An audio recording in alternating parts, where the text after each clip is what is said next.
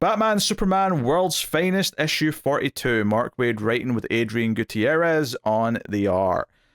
So, Bizarro World story. This started last issue, so I caught up in this earlier in the week because I was sick last month, as I've mentioned probably about 5 times by now. And, you know, World's Finest has been kind of this just so-so book where it's like, at its best recently, it's been kind of just like pleasant enough to read, but no more. I kind of feel that way about this. It's okay. Like, it's fine. Yeah, like I don't feel any passion about it really. No, and again, I appreciate what Wade's trying to do with the Bizarros, but it's a lot. And like there's some fun things. Like when we meet Bizarro Luthor, I got a good chuckle because it really stretches the definition of opposite.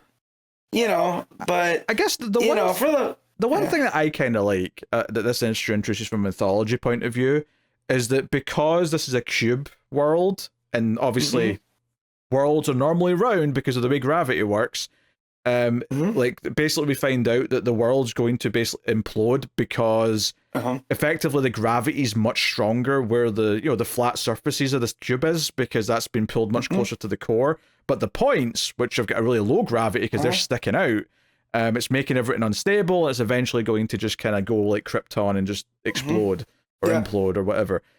So I thought learning that and learning about the scientist who created this virus to try and make everyone care, because this alien crash landed here and is like, why do none of these Bizarros care that their world's going to die? Oh, I'll make them all smart. But then he had the opposite effect on him. He became dumb.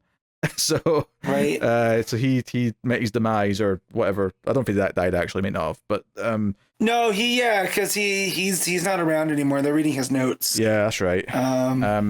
But did you notice? Is this the type of alien that Salak is? I thought the head looked similar to Salak. I thought that. Yeah.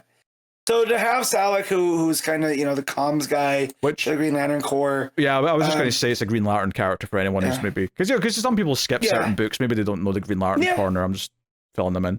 Yeah, but he's kind of the comms guy for the Green Lantern, and he's the one that's responsible for getting everybody in order. The idea that someone from his species tries to bring order to Bizarro World and ultimately is part of its demise, because they point out too that effectively this is a mental illness. Them thinking rationally on Bizarro World would be like us being inflicted with something here to make us insane.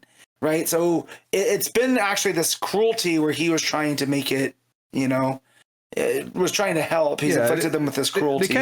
I didn't think about it like that until this. They do that by having Robin kind of question, isn't this a good thing that they're getting smart? And Batman kind of explains, well, no, because on this world, this is like the spread of a mental illness, and it's actually causing them to go against what their actual nature is, so it's actually kind of cruel. I appreciated that Robin's the one asking those questions, and then obviously you have the adults kind of try and explain why maybe this isn't the right thing, even though it seems like it might be from our perspective. So So it's basically just building up to the reveal that the planet's going to implode and whatever. There's a lot of obviously talking to Bizarro and Batzarro and them kind of like explaining where the virus came from and them exploring and whatnot. But that's kind of it. They run into Brain Zarro, which is the Brainiac version of Bizarro, which, I kind of makes things bigger instead of shrinking them. Yeah, I just kind of shrug at like making more Bizarro versions of characters. I'm like, you know what? Like, I get it. We can make a Bizarro version of anyone. It's not that exciting to just keep doing it, to be honest. And I just talked about the Bizarro Lex Luthor, but here he's not a billionaire. He's a regular guy that just really loves Superman. So essentially, Bizarro Lex Luthor is Bibbo, which that gave me a laugh. Does that mean all this supers? But does that mean that Bibbo's a rich asshole who hates Bizarro? Probably, right? So you tell that Wade's having a little bit of fun with some of these things, but ultimately it's just a story. It's there. Like, I'm not upset that I read it, but when we were talking about Superman Unlimited and you brought up Waid and writing The World's Finest compared to Action Comics, I definitely felt the difference here.